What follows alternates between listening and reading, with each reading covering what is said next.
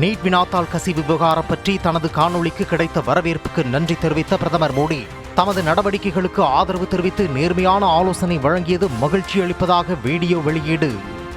Thank you friends. कल देर रात आपसे मिलने का मौका मिल गया है. मेरे जो वीडियो पोस्ट किया था उसको जिस प्रकार से आपने रिस्पॉन्ड किया, सकारात्मक सुझाव दिए, थैंक्स टू एवरीबॉडी. ये आपका प्यार बना रहेगा, हमारा नाता और अधिक सक्रियता से जुड़ता रहेगा. थैंक यू दोस्तों. நீட் விவகாரம் தொடர்பான பிரதமரின் இன்ஸ்டா ரீல்ஸ் வீடியோ 30 கோடியே 30 லட்சம் பார்வைகளை கடந்து உலக சாதனை. ஒரே இரவில் 10 லட்சம் ஃபாலோயர்களை கூடுதலாக பெற்றும் கவனம் ஈர்ப்பு. இளைஞர்களை கவர இன்ஸ்டாகிராமில் ரீல்ஸ் பதிவிடுமாறு அமைச்சர்களுக்கு பிரதமர் மோடி அறிவுரை. ஜென்சி தலைமுறையினருடன் தொடர்பில் இருப்பதற்கு ஏற்ற முக்கிய தளம் இன்ஸ்டாதான் எனவும் பேச்சு. மத்திய கல்வி அமைச்சர் பதவியிலிருந்து தர்மேந்திர பிரதான் நீக்கப்படுவாரா? கரப்பான்பூச்சி ஜனதா கட்சி வழங்கிய காலக்கெடு இன்றுடன் முடிவடைவதால் மத்திய அரசின் முடிவு குறித்து எதிர்பார்ப்பு. மத்திய அமைச்சர் ஜே.பி. நட்டாவுடன் இன்று மீண்டும் பேச்சுவார்த்தை நடத்தும் கரப்பான்பூச்சி ஜனதா கட்சி. மத்திய அமைச்சர் தர்மேந்திர பிரதான் பதவி விலக வேண்டும் என்பதே தங்களின் முக்கிய கோரிக்கை என திட்டவட்டம். நீட் வினாத்தாள் கசிவு தொடர்பான போராட்டம் தணியாத சூழலில் 47 அதிகாரிகளை பணி நீக்கம் செய்து தேசிய தேர்வு முகமை அதிரடி. துறை ரீதியான நடவடிக்கைகள் மட்டுமல்லாமல் பல அதிகாரிகள் மீது சட்ட மற்றும் குற்றவியல் நடவடிக்கைகளும் பாய்ந்தன. இளைஞர்களின் போராட்டத்தால் திணறி வரும் தலைநகர் டெல்லியில் குறிப்பிட்ட சில பகுதிகளை தங்கள் கட்டுப்பாட்டுக்குள் கொண்டு வந்துள்ள காவல்துறை. பாதுகாப்பு காரணங்களுக்காக போராட்டம் நடைபெறும் இடத்தை சுற்றியுள்ள பகுதிகளுக்கு செல்வதை தவிர்க்குமாறு பொதுமக்களுக்கும் அறிவுறுத்தல். ஜந்தர் மந்தரில் இளைஞர்கள் மேலும் கூடுவதை தவிர்க்கும் வகையில் வாடகை வாகன சேவைகளுக்கு கட்டுப்பாடுகளை விதித்த காவல்துறை.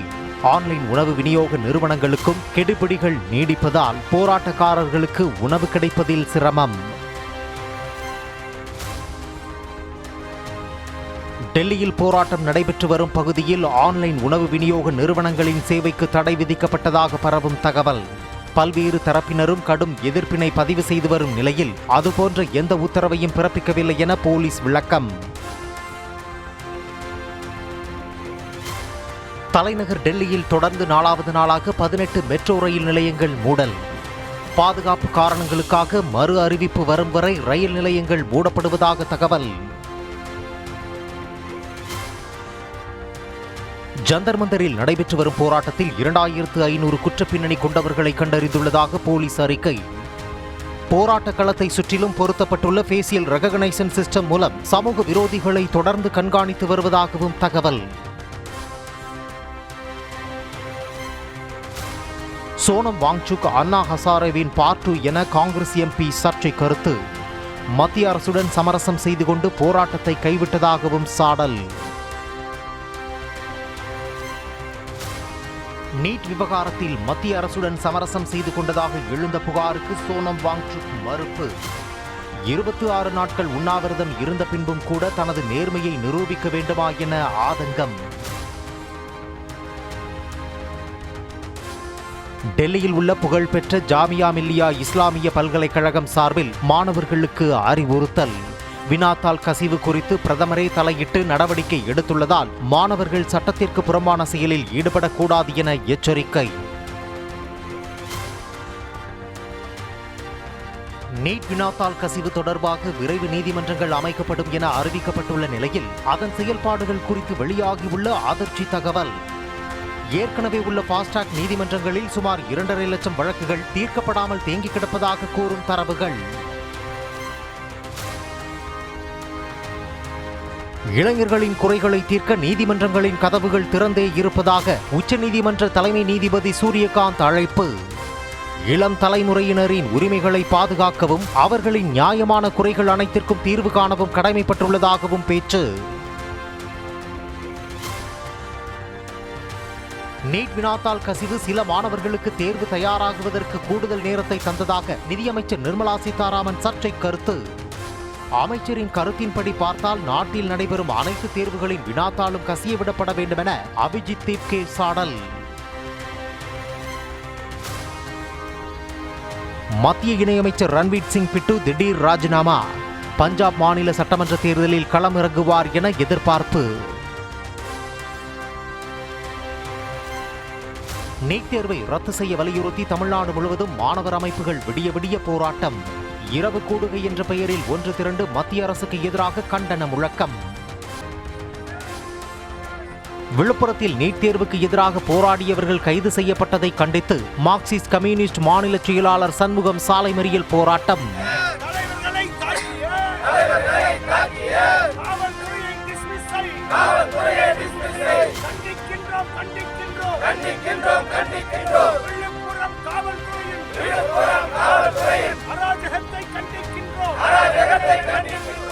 காவல்துறையின் அராஜகத்திற்கு ஒருபோதும் அஞ்ச மாட்டோம் என பேச்சு.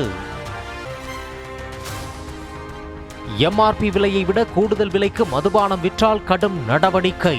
டாஸ்மாக் நிர்வாகம் ஊழியர்களுக்கு எச்சரிக்கை. மதுபானத்தை கூடுதல் விலைக்கு விற்றதாக தொடர்ந்து 3 முறை புகாருக்குள்ளானால் நிரந்தர பணி நீக்கம் செய்யப்படுவர் என எச்சரிக்கை. எம்ஆர்பியை விட கூடுதலாக வசூலிக்கப்படும் ஒவ்வொரு ரூபாய்க்கும் 1000 ரூபாய் அபராதம் வசூலிக்கப்படும் எனவும் அறிவிப்பு. சென்னையில் வரும் 31ஆம் தேதி காவல்துறை பதக்க அணிவகுப்பு விழா நடைபெறவுள்ளதாக டிஜிபி மகேஷ்குமார் அகர்வால் அறிவிப்பு. முதலமைச்சர் ஜோசப் விஜய் கலந்து கொள்ளும் நிகழ்ச்சியின் ஒத்திகை 29, 30 ஆகிய தேதிகளில் நடைபெறும் எனவும் தகவல். திமுக கூட்டணி 73 இடங்களில் வெற்றி பெற்றதற்கு விசிக தான் காரணம் என திருமாவளவன் பேச்சு. பட்டியலினத்தவர்கள் தங்கள் வாக்குகளை மாற்றி போட்டுவிட்டதாக கூறி தனக்கு எதிராக பிம்பத்தை கட்டமைக்க முயற்சித்ததாகவும் குற்றச்சாட்டு. இன்றைக்கு திமுக கூட்டணி இத்தனை இடங்களில் வெற்றி பெற்றதற்கு விடுதலை சிறுத்தைகள் தான் காரணம்.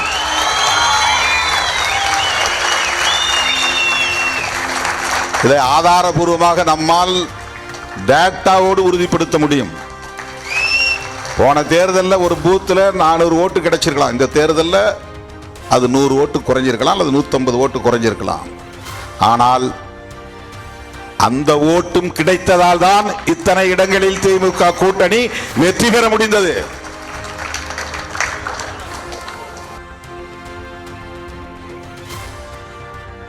மேகதாது அணை விவகாரத்தில் கர்நாடக அரசுடன் முதலமைச்சர் விஜய் நேரடி பேச்சுவார்த்தை நடத்தக்கூடாது என அன்புமணி வலியுறுத்தல். உடனடியாக அனைத்து கட்சி கூட்டத்தை கூட்ட சட்ட ரீதியான நடவடிக்கைகள் குறித்து ஆலோசிக்க வேண்டும் என கோரிக்கை. தமிழ்நாட்டு மக்களுடைய பிரச்சனை, அனைத்து கட்சிகளை அழைத்து பேசி அடுத்தது என்ன செய்ய வேண்டும் என்று ஒருமனதாக தமிழக அரசு முடிவெடுக்க வேண்டும். அதனால தப்பி தவறி கூட கர்நாடகா கிட்ட மேகதாது சம்பந்தமாக தமிழக அரசு பேச்சுவார்த்தையில் ஈடுபடக்கூடாது. இது தமிழ்நாட்டுக்கு மிகப்பெரிய பாதகமாக வரும். டெல்லியில் போராடும் மாணவர்களுக்கு ஆதரவாக இன்று கண்டன பொதுக்கூட்டம் நடத்துகிறது தமிழ்நாடு காங்கிரஸ். முதல் முறையாக தாவேக்கா உள்ளிட்ட அனைத்து கட்சிகளின் தலைவர்களும் ஒன்றிணைந்து பங்கேற்க உள்ளதாக அறிவிப்பு. சென்னையின் பல இடங்களில் இரவு நேரத்தில் இடிமின்னலுடன் பெய்த மழை. கடந்த சில நாட்களாகவே வெயில் வாட்டி வதைத்த நிலையில் குளிர்ச்சியான சூழலுக்கு மாறியதால் மக்கள் மகிழ்ச்சி.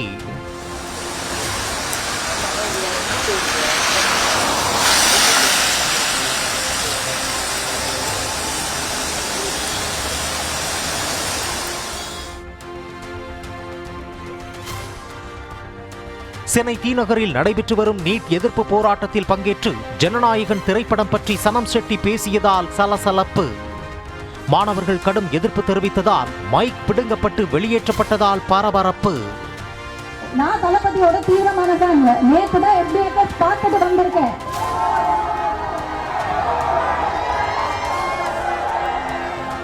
பேசவா போவா?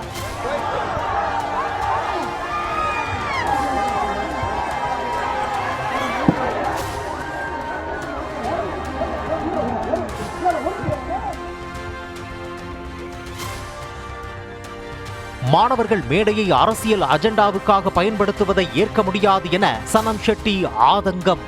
ஜனநாயகன் பார்த்த நாங்கள் ஜோக்கர் இல்லை, நீங்கள் தான் ஜோக்கர் எனவும் ஆவேசம். இந்த மேடையை பொலிட்டிக்கல் எஜெண்டாக்காக யூஸ் பண்ண எவனா இருந்தாலும் நான் சப்போர்ட் பண்ண மாட்டேன். நீங்க 100 பேர் இருங்க, 1000 பேர் இருங்க, எனக்கு அதை பத்தி கவலை இல்லை. நான் வந்து ஸ்டூடெண்ட்டை சப்போர்ட் பண்ணல. நான் ஒரு நாள் படத்தை பார்த்ததுனால நான் ஆன்டி சோஷியல் எல்லாம் கிடையாது. Stop calling us joker. You are the joker.